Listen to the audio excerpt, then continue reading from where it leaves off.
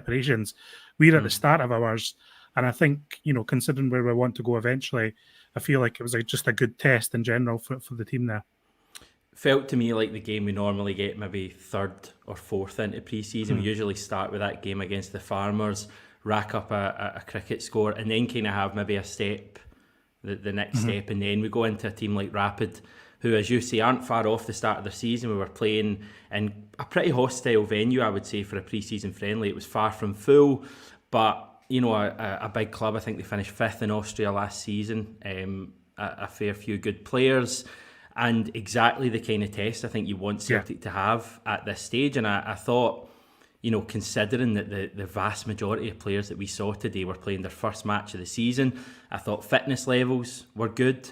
I know they only played, a half, but I thought they didn't look to be lagging at all there, or flagging there. I thought their sharpness was good as well. Callum McGregor in particular just looked like he'd never been away. I don't know if he took a holiday, went away, put his feet up on a beach somewhere for a week or two, but he just looked as if he'd been training or playing competitive matches just throughout the kind of short summer that he got, because I thought he looked right at it in that first half. I thought there was numerous others. Rio Hatate, who did play a few days ago, but I thought he just looked willing and couldn't wait to kind of get into the season. There was a few other players as well, I thought, particularly in that first half. But who kind of stood out from that first half, if we look at that? In that first half, for me, it was Hatate, like you said. I feel like he's just kind of heating up into what we will see in the season. Obviously, it's too soon to make sweeping statements on any of these players. No, it's not. Go for it. I do like what I'm seeing from Hatate so far. I think he just looks sharp. He looks happy, and he looks like he's getting back to maybe having more of an influence towards the front of the match rather than, the back of the match. I think what happened in the tail end of last season was he felt that he wasn't contributing the kind of assists and goals that he might be capable of, but Ange kind of kept him in the team because Ange felt like what the other things he offered were still useful to the team, such as his tracking back and his defensive awareness. So that's basically what happened by Hatate's own words. He said a lot about last season over the summer in Japan media. He wrote that lengthy blog post. So you start to get a sense of kind of where it went wrong for him and what his thinking was. And that's just the kind of idea I got. He wanted to make more of an impact in the final third, wasn't doing that, and so his confidence dipped a little bit. I think he'll start to get back to that, and I think you could see tonight, in particular in that first half, he was starting to link the play and make more moves forward, be a bit more ambitious with the ball. And I think a confident and fit Hatate will be a real asset to Celtic over the season. He's an interesting player because he's the kind of player that when he's trying things and they're coming off, he looks like an absolute world beater. And when he's not quite in form, he still tries things. He's clearly a very confident player. And even when he's struggling, he's trying first-time passes and they're not coming off and he looks hopeless. But he had a couple today in the first half that were brilliant. He had one through ball, first time for Jota, and the camera was actually, zoomed right in on the place. You couldn't actually see where the pass was going until the last minute, and you're kind of thinking, there's no way he's going to be able to play a through ball there. But set it up for Jota, and he should have scored. And he had another good one as well, I think for the goal, was it? When he kind of drove, and then the weight of the ball to Maida was great. And, I just thought that was a brilliant goal. The kind of football we're going to need to rely on, I think, in Europe this season in the Champions League, that counter-attacking play. The ball comes in, Giakoumakis manages to kind of hold it up / nod it on. Hatate moves it quickly for Maida. He keeps running, plays a ball in first time. We eventually recycle it to Matt O'Reilly and he curls it in. It was a great goal. I actually thought Celtic looked pretty good on the counter throughout. With the usual pre-season caveats, I just thought, like, even our second goal where Julian kind of switches the play forward quickly and Kyogo makes a movement in behind and Turnbull's immediately arriving in the box. And then even for our third goal, it came from Turnbull pressing and forcing the winning back of possession and just playing it in neatly to Kyogo, who just immediately has that quality. So I actually thought, I think our pressing probably improved in the second half, but I just thought we looked pretty decent on the counter on the whole throughout the whole thing, really, which obviously bodes well for Europe. The defensive lapses aside, we don't want to see those. But as you were kind of alluding to earlier on Twitter, Hamish, it's better to make those mistakes now than when we get into the proper stuff. It beats doing it in a crucial qualifier against AZ Alkmaar, which is the only other major kind of Joe Hart blunder I can remember. So get it out of the way. Just on counter-attacking goals, when you're talking about that, I'm thinking back to last season in Europe, and the big goals I remember were all counter-attacks. And we don't really get a chance to counter-attack domestically because teams, most of the time are sat in against us. But that is something we can do. Leverkusen away, the Jota goal, the Kyogo goal from the Jota pass at home to Ferencváros, the goal away in Alkmaar, a lot of counter-attacking goals. And it's something that's a real kind of, plus point in this Celtic team. Yeah, and I think, a couple of players are looking sharp in that regard already. I mean, as I said, I thought Turnbull was really good when he came on. And for me, Kyogo just has the quality that is undeniable regardless of the situation. I just think he looks like a genuine star in whatever setting he's in. I know it's pre-season, I know he's not played, but just his touch and composure and awareness on the ball, for me, it's next level compared to a lot of the Celtic players, never mind the rest of Scotland. And I genuinely think Kyogo's the best player in Scotland, not based on tonight, but based on the last 12 months. I just think Kyogo is just wonderful with a football.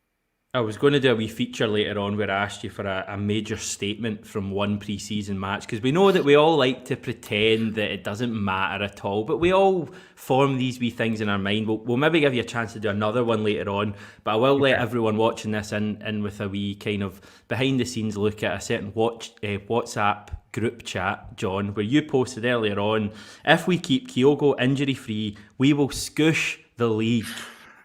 Some stuff's best left in the group chat. Let's say that. Well, it's out now. Well, let's see that. I mean, we're having fun here. It's pre-season. We'll have a laugh. It's fun to make predictions. It's fun to do that. So, although stuff like that can come back to bite you, I just really, I enjoy getting into the matches. Enjoy, looking to pre-season. I just think Kyogo's the best player in Scotland, and it's really as simple as that. And I feel like if we can keep him fit, which we didn't manage to do last season, he broke down with a hamstring issue. I really think we'll be just too dangerous for almost every team in the league and potentially all of them, to be quite honest with you. But that's all down the line, Hamish. That's all down the line. We'll not be making too many of those sweeping statements in the midst of pre-season. I've got one for you later on, but we'll get onto that in a few minutes. For all of Joe Hart's mistake, he did make a brilliant save, didn't he, down to his right? So I think people, have to remember that. Elsewhere, I think our 3 goals were all taken really well. All 3 of them were brilliant finishes. O'Reilly's finessed into the corner. I thought Turnbull's is actually, people will talk about the work Kyogo does in the pass, and rightly so, but I think it's a tougher finish than people realise, and Turnbull takes it well. And then the third goal, even from Kyogo, a bit of kind of uses his body a little bit and just slides it to the side of the keeper. And I think it's always good, I think, as much as it is just a friendly for these players, 3 different players, 3 big goal-scoring players for Celtic all to get off the mark today. Did you lose me there, or did I lose you? I don't know. Take it away anyway. I think we've got you back. Yeah, you were talking just about the kind of clinical edge or so, and I agree. I think it's like something from last season that I think Celtic probably could have been more clinical in certain positions last year. I think although we scored a lot of nice goals and played a lot of nice football, there was, some frustrating times where it just didn't look like we were sticking away the chances that we were creating.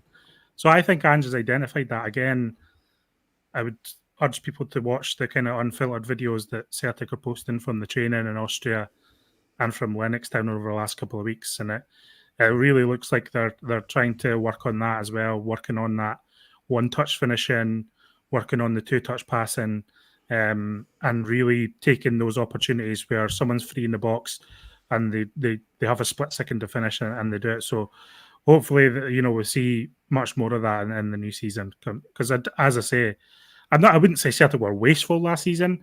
I just remember, thinking, that this game could have been 6-0, but it only ended 2 or 3-0. Do you know what I mean? I think we did improve on that in the kind of latter point of the season when we started racking up those 7-0s and 6-0s. So it'd be good to see us, really start the season well. I think we are going to start the competitive football really well when it does begin on July the 31st. I mean, we've still got 4 pre-season games. It's going to be ramped up from game to game.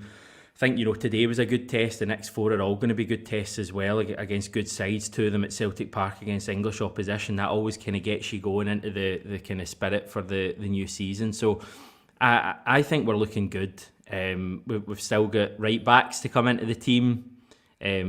Rouse and Juranovic. We've still got Starfelt to come back at some stage. We've still got obviously all of these players to properly get sharp and get their fitness, fully back and all of that. So I think it's good.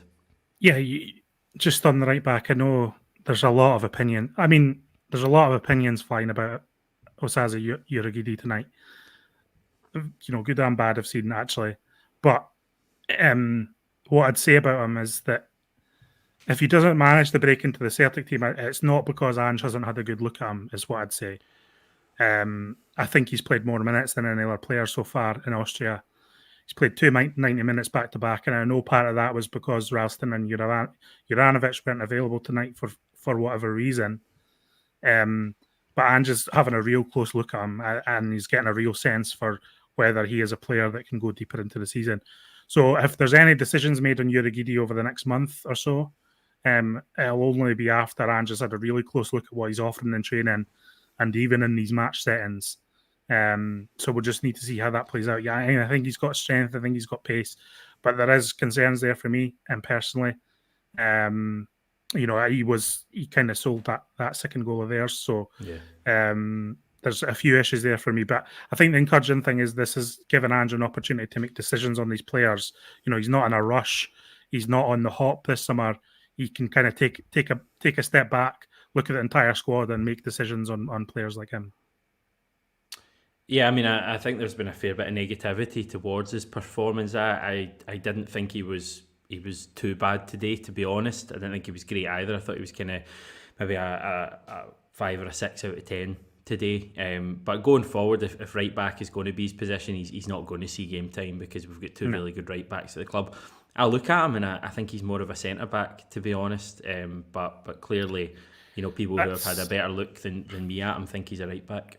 Well, I think he was almost playing there out of necessity today, to be honest. And he played the second half. I think he played 7 or 8 games in Belgium last season. In the second half of the season, I'm pretty sure he was used as a right-sided centre back in a back 3 throughout that. So I would suggest centre back is his position. It's the same with Liam Scales. I mean, we used him as a left back, and he's up to Aberdeen and playing as a centre back now. So interesting tweaks. I mean, I think it's also just because with Carter Vickers and Starfelt last season, there was just no opportunity for any other defender to get into the team. Never mind Urhoghide. I thought Turnbull, the Bull, or Der Bullen as he would be today, was quite good. He looks like he's picked up, to me anyway.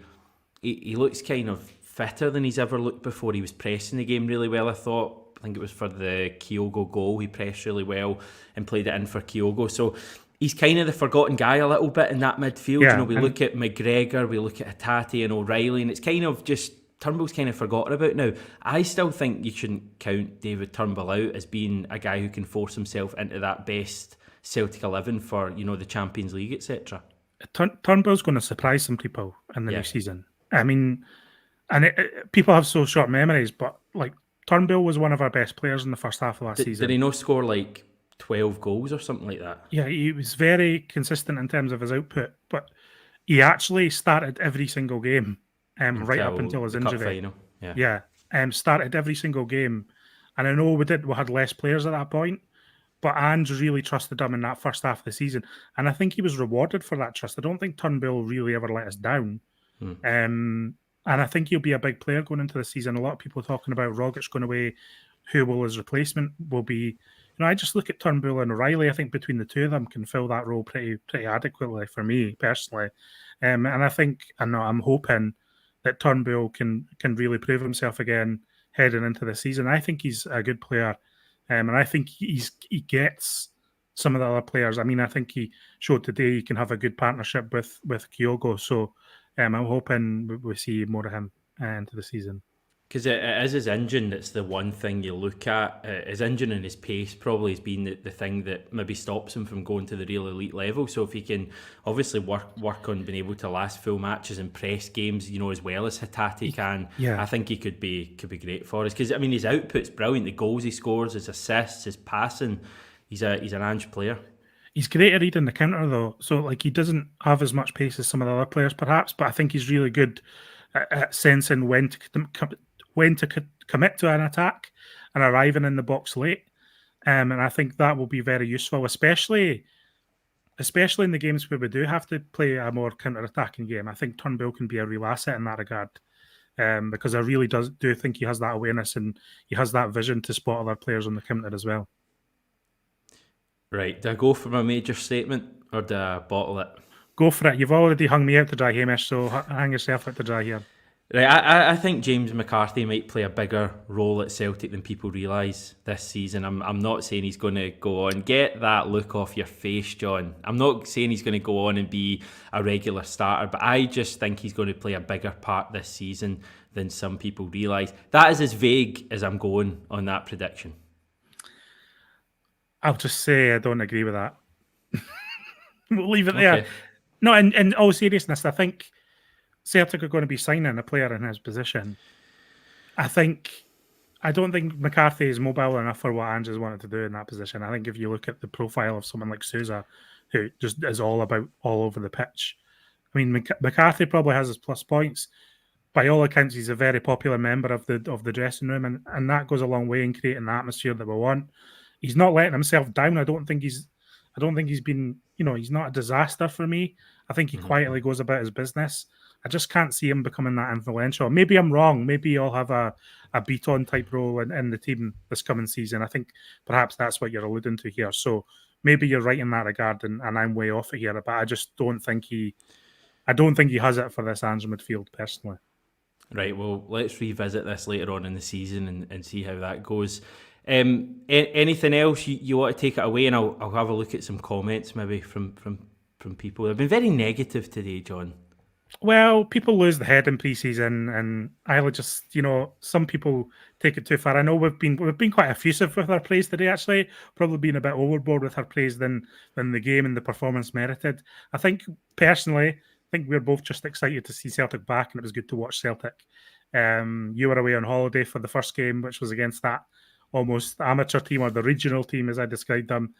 So this is your first chance at getting a good look at Celtic this season, and it's fun to watch. I mean, I like it as long as you don't take it too seriously. I think it's fine to get into the match, have a look at the players, and have a bit of chat about it. I'm into it personally, and I've already said Kyogo is going to have a great season, so why not get excited about it?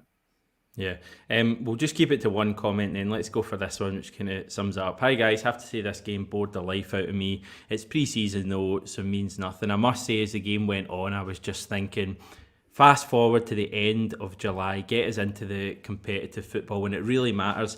I love football when there's something riding on the result. I don't love football when there's nothing riding on the result. Yes, you can look into games. It's great to have Celtic back. It's great to read into all of these things that we've done for the last 20 minutes or so.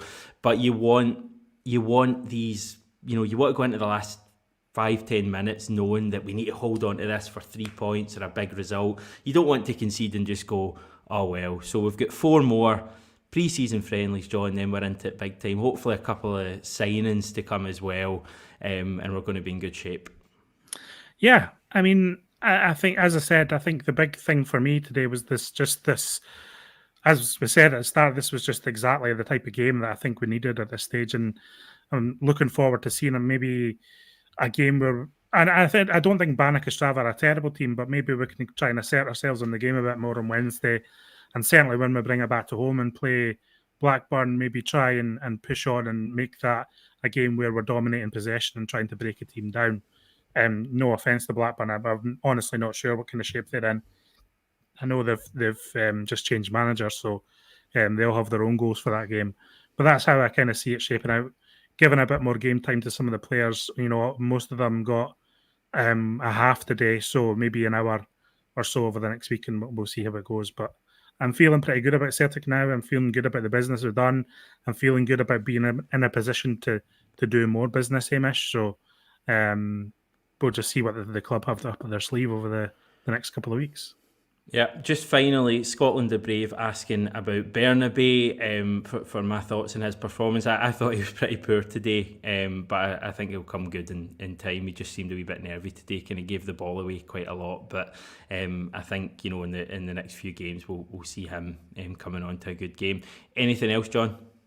No, I agree with that. He just needs more. He just needs to be more confident in the team. It comes with time. But yeah, no, nothing else major, to be honest, Hamish. Just on the news front, there's not much going on, to be honest with you at the moment. A real lack of targets and transfer targets coming up in the press, which is not a bad thing. It doesn't mean there's no targets that Celtic are looking at. It just means that we're maybe not imminent and close to anything. But I'm excited to see what names come up next. I know the Vinicius Sousa one's away, so I'm looking forward to seeing what comes up with in the midfield, what comes of, you know, perhaps Julian and Ajeti moving on, and what comes off the back of that too. So I really just I'm impatient for that, not because I'm worried about it, but just because I think it's all exciting and good to cover and talk about. Did you want to touch on Mikey Johnston quickly before we go? Yes, actually. So it was funny because we did the game on Wednesday, and Mikey Johnston was really good. We didn't really talk about it. Kind of asked me towards the end of the show for my thoughts on Johnston and whether he can make it a Celtic this season. So I just wanted to kind of follow up on that. And then there was a good opportunity because he did a kind of sit-down interview with Celtic TV this weekend. I actually thought it was a pretty good interview and kind of gave an insight into what he's looking for this season. I don't know if you have a graphic to throw up what he said. There you go. He says, you can't plan for it. He was talking about injuries and talking about how, you know, he always gets asked about his injuries and his fitness problems over the last couple of years. And there have been many. But he kind of it was kind of hopeful in the sense that he feels like he's in a better position to manage it right now. So that's the context. So he says, you can't plan for it, but there are a lot of things you can do to avoid injuries. I would say I'm doing a lot better with that, knowing my body better than I have before. I just want to enjoy football again. I want to be playing my best stuff and show everyone how good I actually am. I never really got an injury until I was 19, but it all came at once. I don't really like talking about injuries and all that all the time. It's always what we're talking about with me, to be honest. I want to break that stigma and just show everyone. So, I mean, I like that. I like what he's saying there. A little bit of a chip on the shoulder, a wee bit about what the perception of him is. Got a little bit of a point to prove. And I just hope that he can stay injury-free and find some sort of consistency in this team. Because I think if he does, then he could be a good weapon for us. And as I said the other night, I do have a sneaking suspicion that Ange likes him quite a bit. He ended up playing about 20 games last season, even if most of them were off the bench. So it's more of a not thinking Johnston's going to have an amazing season for me, but just more hoping that he will, because I do think there is talent there and he can be an exciting watch when he is on it. And hopefully we see that against better teams than we played on Wednesday. I just thought it was an interesting interview. And, you know, I always want a player to do well who has a point to prove and who has had a difficult time of it. And I think Johnston falls into that category. So I've got hopes for him. He just strikes me as a guy that needs to like push the reset button, and maybe it has been pushed over the summer. I personally felt that a loan move would have been right for him this coming season. He may still go out on loan, just, you know, to get his confidence back. I know it's the thing everyone says, but he is clearly so talented. He's already done it for Celtic, albeit in short periods of times. He's scored big goals. He's put in big performances for us. He can be a first-team Celtic player, or certainly a player who can contribute, you know, in the odd game for Celtic. But it's just about finding that consistency and finding that confidence, because there was games last season, it was the Wraith Rovers Scottish Cup tie in particular, when he was just trying so hard and fans were getting on his back really quickly. He almost just needs, you know, to push that reset button and then to have a big game or even just a big moment from somewhere that kind of gets everyone back on side again. I think if he can find that soon, he is certainly a player who can contribute for us this season. I think, I agree with the when you're kind of saying he was almost trying too hard. It did feel like that. Now, I'm not sure if that, you know, it was probably not his intention, but it did feel like he was playing like that and maybe trying to do a little bit too much or complicate it a bit further than he needed to. The two things I'd say about what you're saying there is that he's got a long time left on his contract. I think it runs until 2025. So he has time to go out on loan, come back. Would you send him out on loan? Personally, yeah, because I think he needs regular games in the Premiership, and I think he needs to find confidence. It's not a reflection on whether I think he's a good player or not. It's more that I just want him to see it do it consistently in a team. And I don't know if he's going to get the consistent game time at the moment at Celtic. But as I've mentioned, I think Ange likes him, so he wants him around as a squad option because he probably will get minutes. So it's a difficult one. He's kind of on the bubble for me. But I do think, as I said there, I think he has the time to go out on loan and come back because he's got a long-term contract. It's not a situation like if his contract was up next summer, everyone would be counting down the days to him leaving, etc. But it's not like that with him. Yeah. So I think he's in a good position to do that reset you're talking about. But he just needs to stay fit, and hopefully, if he's saying that he's reading his body better and he's perhaps working a bit better with this whatever's going on sports science-wise at Celtic, hopefully, you can just put those problems behind him and really kick on now. I mean, he's 23 now, so he's kind of at that crossroads thing. It's a bit like a Ryan Christie thing, Hamish. So hopefully it ends up as good as Ryan Christie did.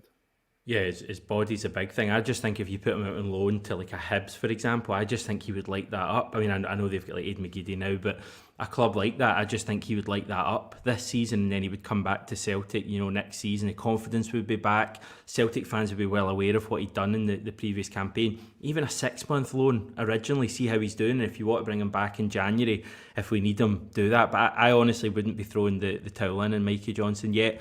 I don't think you feel that way either. I know quite a few people maybe watching and just in general do think that his time is up. I get that totally. I mean, he's not done it for Celtic for probably 2.5 seasons. But I do think he can contribute. I'm not saying he deserves to start every week because, I think Maeda and Jota are well ahead of him. Yeah. I just feel like there is an opportunity here for him to push on and hopefully does it. And again, I'm just bringing him up here just to follow up on Wednesday, really, because Asim asked me that and I kind of answered it half-heartedly because I never really had a chance to think about it. But I've been thinking about it the last couple of days and then seen that interview and thinking, you know what, I like the guy and I hope that he does well. So why not project that? Because there is a lot of negativity around him, and I don't think there needs to be as much negativity around him as there is. So hopefully we see something different. Right, 2 games down, 4 more to go. Then we're into the real stuff. Probably 60 odd games this season. Sorry, 70 if we win the Champions League. It's going to be good. What's your plans now, John, for the rest of the weekend? Just chilling. We'll get back into it on Monday. Chilling. I've been right into the F1 over the season, Hamish, so I'll be getting into that tomorrow. It's in Austria, so maybe we'll see some Celtic players on the good luck. And also, I'm recovering from COVID too, so I've been dealing with all that. But yeah, I'm just looking forward to a bit of sunshine, a bit of live sport. Nothing worse, nothing better. I mean. Well, hope you're making a good recovery, and we'll catch up with you soon on the channel. I am back on Monday, and I'm sure there'll be plenty to chat about ahead of that game on Wednesday against Baník Ostrava. Thanks for tuning in, everyone, and we'll speak to you on Monday.